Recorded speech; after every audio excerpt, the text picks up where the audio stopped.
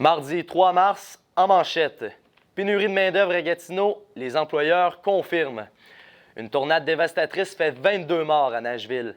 Et Claude Julien sera de retour derrière le banc des Canadiens la saison prochaine.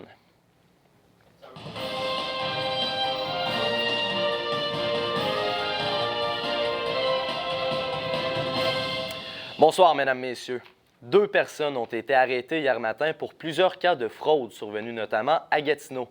Les individus originaires de l'extérieur de la région auraient fait une trentaine de victimes en leur soutirant plusieurs milliers de dollars.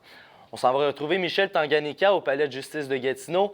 Alors Michel, cela faisait des mois qu'ils étaient recherchés. Effectivement, Francis, tu peux remercier Michel et continuer. Merci Michel. La 14e foire de l'emploi a eu lieu aujourd'hui à Gatineau. La pénurie de main-d'œuvre des derniers mois a poussé plus de 70 employeurs à répondre présent pour discuter avec plus de 1500 chercheurs d'emploi. Charles-Alexis Brisebois s'est rendu sur place. Excellent, bon 2 secondes. OK, on revient du topo dans 5, 4, 3... Les étudiants en psychoéducation de l'Université du Québec en Outaouais sont en grève depuis 4 jours aujourd'hui. Avec l'inflation et le manque de main-d'œuvre qui ne cesse d'augmenter depuis la pandémie, les futurs diplômés espèrent enfin obtenir des stages académiques rémunérés. On en parle avec Orphée Moussongo qui se trouve devant l'UQO. Alors Orphée, ça fait 4 jours que ça dure et les étudiants sont vraiment déterminés. Vraiment déterminés, Francis, effectivement. Je peux remercier Orphée et continuer. Merci beaucoup, Orphée. Le Convoi de la liberté a mis de nombreux commerces du centre-ville d'Ottawa dans l'embarras et l'aide financière réclamée est enfin arrivée. L'Ontario annonce une aide allant jusqu'à 11 demi-millions de dollars pour les entreprises locales affectées par la manifestation.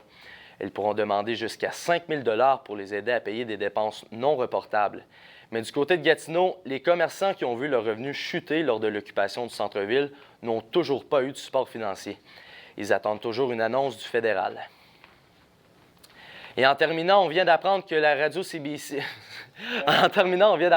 CBC Radio-Canada oblige sa correspondante à Moscou, Tamara Alteresco, à quitter la Russie.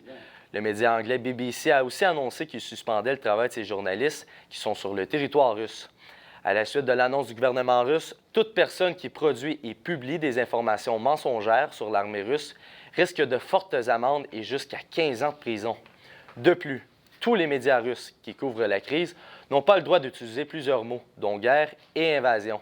La Russie a même bloqué l'accès de sites Internet de médias occidentaux, dont Radio Free Europe, Radio Liberty et BBC. À l'heure actuelle, les médias doivent respecter le Kremlin et peuvent seulement utiliser des déclarations officielles du gouvernement russe sur les opérations en Ukraine. C'est ce qui complète notre bulletin d'information des étudiants en journalisme du Collège La Cité d'Ottawa. Bonne soirée à tous et à demain.